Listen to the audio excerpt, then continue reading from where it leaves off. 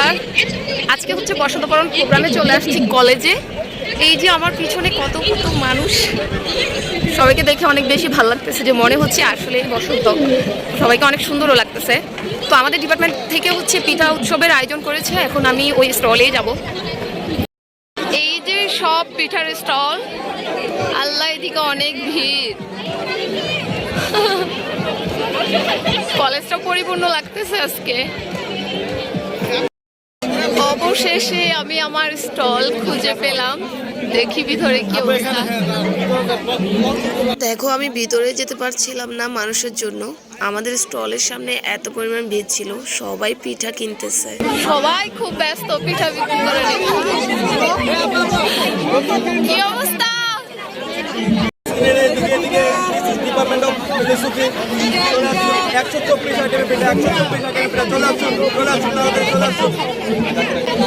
আমরা একটু দেখি কি কি পিঠা আছে।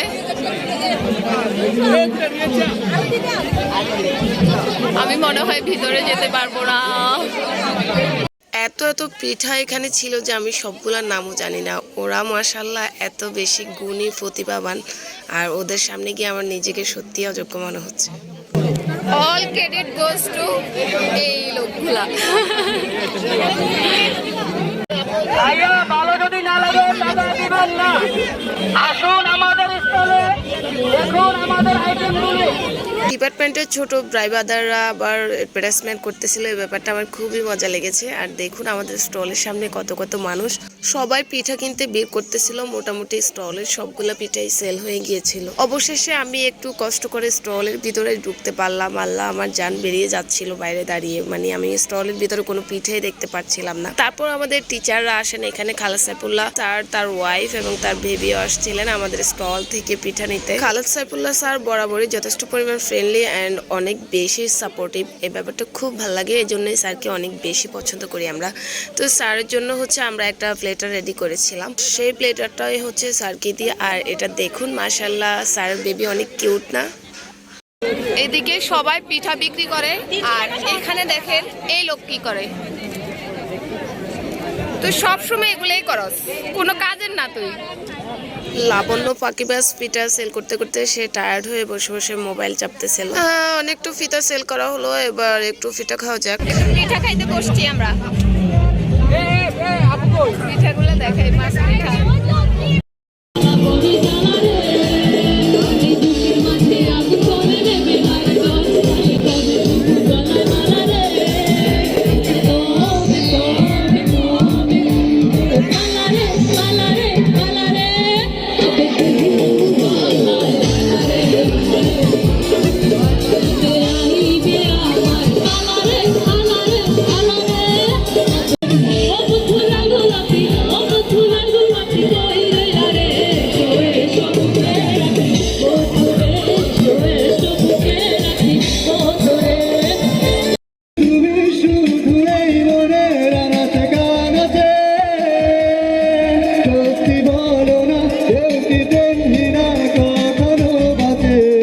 এটা কোনো কথা? প্রেম ছাড়া নাকি মানুষ বাঁচে না, তাই আমি কি এলিয়েন? যাই হোক, পিঠা খাওয়ার পরে একটু সাংস্কৃতিক প্রোগ্রাম উপভোগ করতে আসলাম।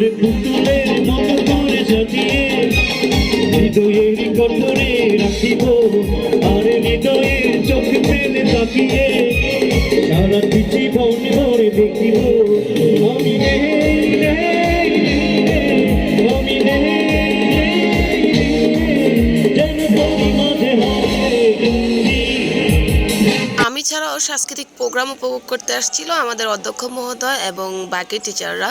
একই সাথে আজকের প্রোগ্রামে যারা প্রতিযোগিতায় অংশগ্রহণ করেছিলেন তাদেরকে পুরস্কার বিতরণ করবেন আমাদের অধ্যক্ষ মহোদয় স্যার।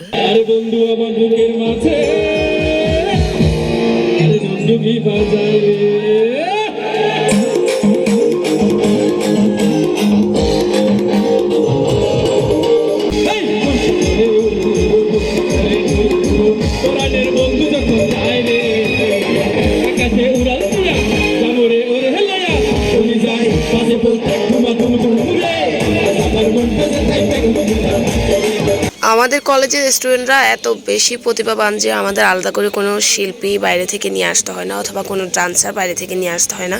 আমাদের কলেজের স্টুডেন্টরাই এই প্রোগ্রামগুলো অ্যারেঞ্জমেন্ট করে থাকেন এবং তারাই নাচ করেন, তারাই গান করেন, তারাই অভিনয় করেন।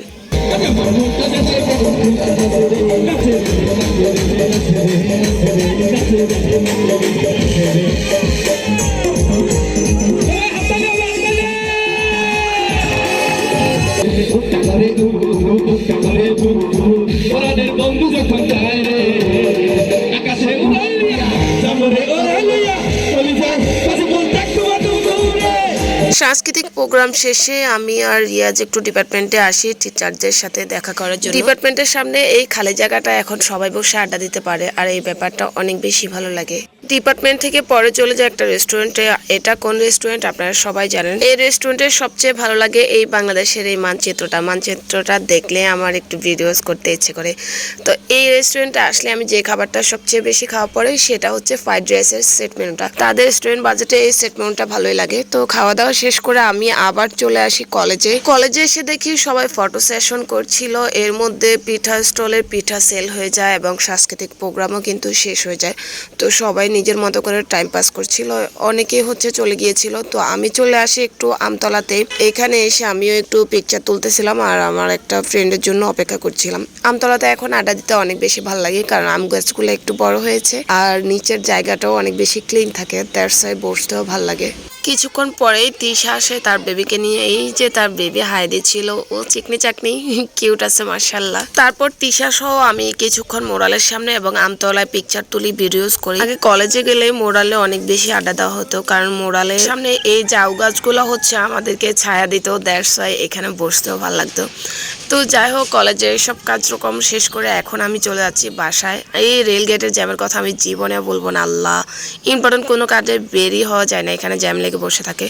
তো যাই হোক, ভীষণ টায়ার্ড, আমি চলে আসছি বাসায়। কেমন লেগেছে অবশ্যই জানাবে। বাই।